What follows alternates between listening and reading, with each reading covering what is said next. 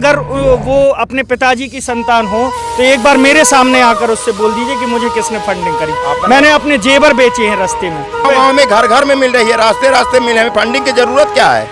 Funding तो नेताओं को चाहिए, इन चोरों को चाहिए चुनाव लड़ने के लिए। मैं इस पर हाथ रखकर कसम खाकर बोलता हूं कि हम लोगों को ना किसी की तरह की फंडिंग की जा रही है और ना किसी तरह से हम लोग आतंकवादी हैं। आतंकवादी और जो बहरूपिये हैं वो सब संसद भवन में बैठे हुए हैं। जिस समय मैंने फेसबुक पे देखा कि भगत सिंह की संतानें यहाँ खड़ी हैं, जिसने इस देश को आज़ाद कराने के लिए कुछ ख्वाब लेके अपना बलिदान दे दिया 23 वर्ष की उम्र में, और उनकी संतानें अगर इधर रोड पे डली हैं तो मेरा घर में कोई काम नहीं।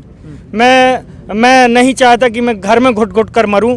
और मेरे जैसे अभी मोदी जी को शायद ये कोई भ्रम ऐसा फैल गया है उनके दिमाग में, ये ताली थाली जो बजवाई इन सबसे मिलकर, तो वो एक भ्रम पाल के रखे हैं, वो निकाल दीजिए जितना जल्दी हो। इनके बारे में मैं बताता हूँ। जी जी, इनका 29 दिन का बच्चा है, 29 दिन का, उसके दिल में शेद है।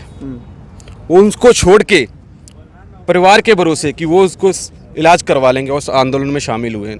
जबलपुर से बाइक से आए हैं, रात होने के बजाय जब इनको रात हो गई ना, ये रोड के किनारे सोए, क्योंकि अभी भगत सिंह की संतानें अभी इस पृथ्वी पर हैं और इस भारत देश में अभी जिंदा हैं। संसद में बैठे हुए चोर कुछ मुट्ठी भर लोग हम लोगों का, किसानों का भविष्य लिखने के लिए फिराक में हैं, तो ये उनकी सबसे बड़ी भूल होगी।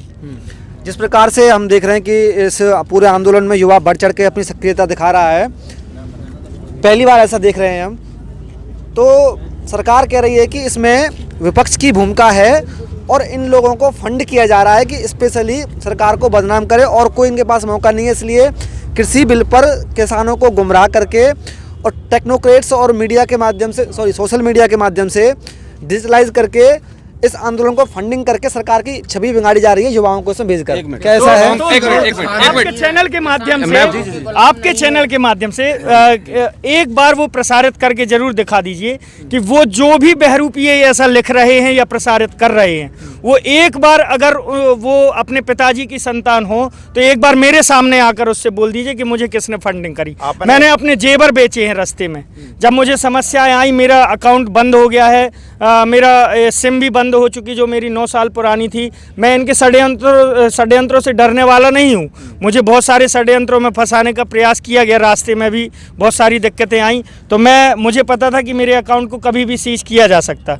तो मैं अपना जेवर लेके आया था। मैं उसकी स्लिप आपको दिखा दूंगा कि मैंने कैसे जेवर बेचे और कैसे मैंने अपना व्यवस्था से मैं यहाँ तक पहुँचा हूँ। तो वो जो भी बहरूपिये हैं, मैं सौरभ तिवारी उनसे बोलना चाहता हूँ कि एक बार हम लोग इस बॉर्डर पे हैं, जो भी ये स्थान है भैया से पता कर लेना आप, और यहाँ आके मेरे सामने बोल दे और देख लें आँख से कि फंडिंग कहाँ से हो रही है। आज हम यहाँ रुके हैं और परवल के जो हमारे किसान हैं पूरा यहाँ लंगर चला रहे हैं। हम लोगों को 2 बार भोजन कराया, चाय पिलाया, हमको भी कराया, और आपने खुद भोजन किया है। तो ये वो फंडिंग वाले लोग नहीं हैं, ये गांव के किसान हैं। हमारा परिवार हर जगह है और आज वो हमको खाना खिला रहे हैं। वो भी आके खा के चले जाएं, पता लग जाएगा कि फंडिंग कहाँ से आ रही है। हम पैसा निकालने थोड़ी चले हैं। नहीं है किसान किसी के टुकड़ों पे, गाँव में घर घर में मिल रही है, रास्ते रास्ते मिल रही है। फंडिंग की जरूरत क्या है?